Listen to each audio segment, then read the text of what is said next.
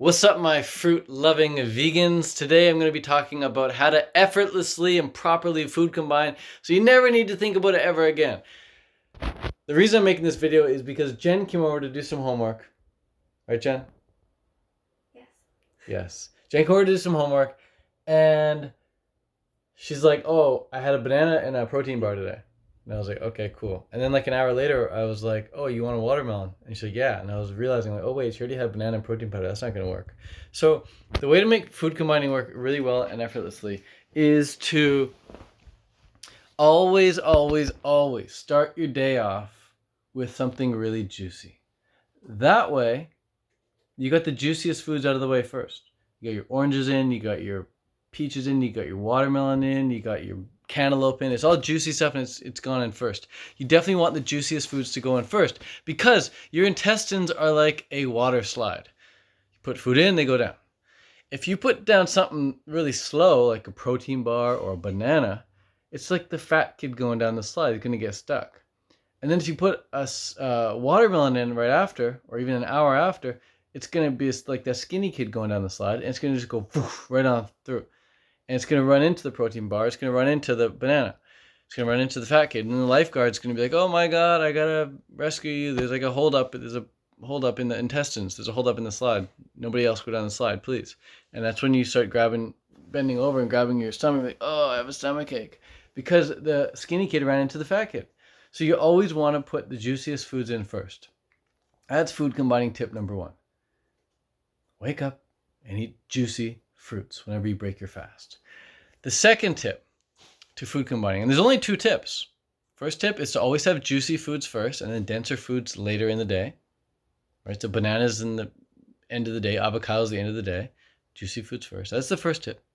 And the second tip, the final tip to food combining, is we never want to mix our sugars with fats.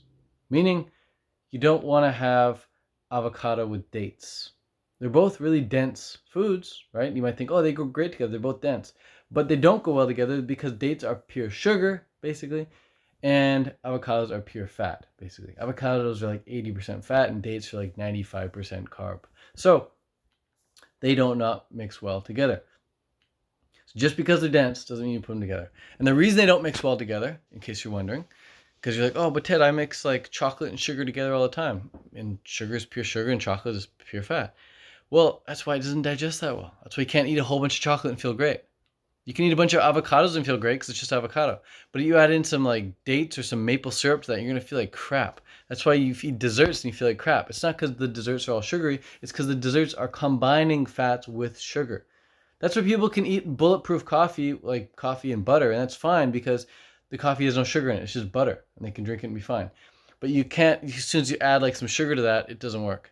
That's why all the keto people, they feel great on eating all that fat because they're not mixing any sugar with it whatsoever.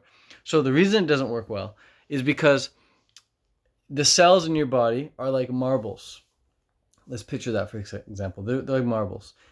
And if you eat some fat, it's like pouring oil over the marbles.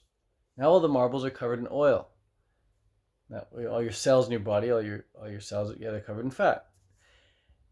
And so then if you eat some sugar with that or after that, then the sugar usually goes right into the cell. No problem. Just right into the cell. Body uptakes it, no problem. Gets out of the bloodstream, it goes into the cell, it makes you feel great. But if the cell's covered in oil, the sugar cannot get into the cell. It's blocked. The insulin receptor site is blocked. And you need to wait until that fat is digested before the sugar can finally get into the cell. In the meantime, blood sugar levels are rising and you're feeling like crap. So those are the two food combining rules that you need to pay attention to. When it comes to eating lettuce or spinach or anything like that, any leafy green like that, that works throughout the day. You can eat lettuce with anything, whether it's a fat or a carb, something dense, something light, whatever. Those always work well. But always keep your sugars and fat separately, and always eat the juiciest foods first. Any questions, Jen?